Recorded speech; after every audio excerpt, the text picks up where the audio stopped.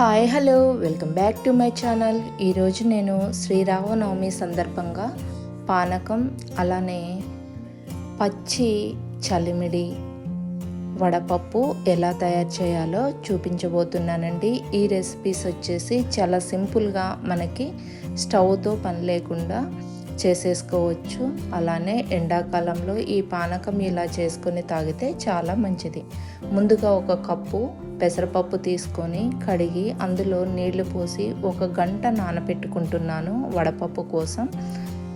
ఇలా పక్కన పెట్టేసుకోవాలండి. తర్వాత ఇంకొక గిన్నె తీసుకొని ఇందులో పానకం కోసం మనం 1 లోటా నీళ్లు అలానే 1/4 కప్పు బెల్లం వేసుకుంటున్నాను. ఇది కరగడానికి కొంచెం టైం పడుతుంది కాబట్టి దీన్ని ఇలా ఒకసారి తిప్పి పక్కన పెట్టేసుకొని మన ఇళ్లల్లో అందరం దంచుకోవడానికి ఇదొకటి ఉంటుంది కదా, చిన్నది ఇంట్లో మినీ రోల్ లాంటిది. దానిలో 4 యాలకులు, 7-8 మిరియాలు, 1 టీ స్పూను సోంపు వేసి దీన్ని మంచిగా మెత్తగా దంచుకోవాలండి. ఇలా దంచుకున్న తర్వాత దీన్ని పక్కన పెట్టేసి ఇప్పుడు మనం కలుపుకున్నటువంటి ఈ పానకంలో బెల్లం అయితే కరిగిపోయింది. చూసారా, ఇలా కరిగిపోయింది. దీనిలో మనం ఇప్పుడు దంచుకున్నటువంటి ఈ పౌడర్ మొత్తాన్ని కూడా వేసి కలుపుకోవాలి.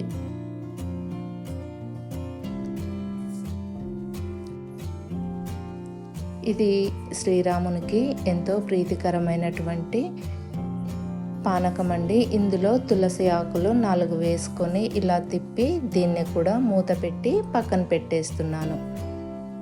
ఇప్పుడు మనం పచ్చి చలిమిడి చేయడం చూద్దాం.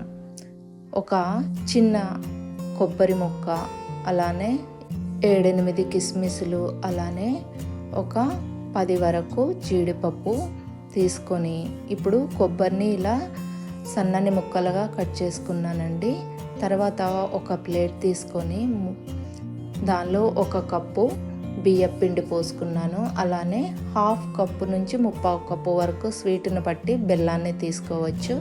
ఇందులో యాలకులు, దంచిన యాలకుల పొడి కొంచెం 1 పించ్ సాల్ట్ వేసుకొని 1 స్పూన్ నెయ్యి వేసుకొని నేను ఇప్పుడు చూపిన విధంగా మొత్తం ఆ బెల్లం ఉంటుంది కదండి, ఆ బెల్లం అంతా కూడా ఆ పిండిలో కలిసే విధంగా ఇలా కలుపుకోవాలి.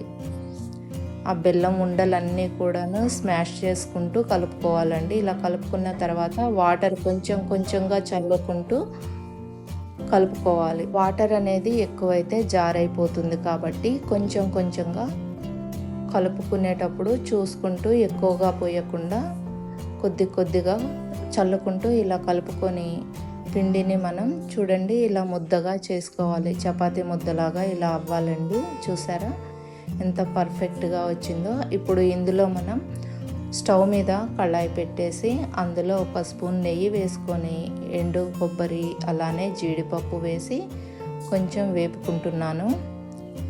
ఇవైతే కొంచెం వేగిపోయాయండి.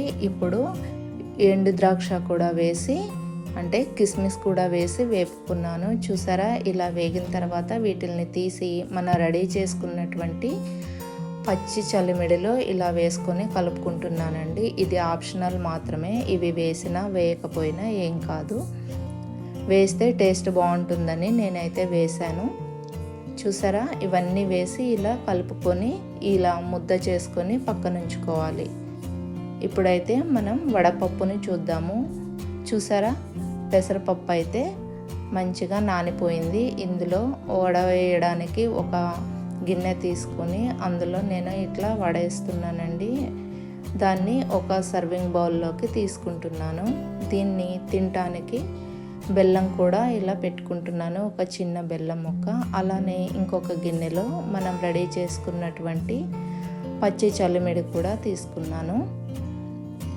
చూసారా, ఇప్పుడు 1 కప్పులో ఈ పానకం కూడా సర్వ్ చేసుకుంటున్నాను. చూసారా, 3 ప్రసాదాలు కూడా చాలా ఈజీగా సింపుల్గా తక్కువ టైంలోనే ఎలా చేసేయాలో.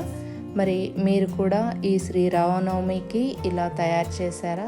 చేస్తే మీకు ఎలా కుదిరిందో నాకు కామెంట్ ద్వారా తెలియచేయండి. మరి నా ప్రసాదాలు కనుక మీకు నచ్చినట్లయితే లైక్ చేయండి, షేర్ చేయండి, సబ్స్క్రైబ్ చేయటం మాత్రం అస్సలు మర్చిపోకండి. మీ యొక్క అభిప్రాయాలను నాకు కామెంట్ రూపంలో తప్పక తెలియచేయండి. అంతేనండి.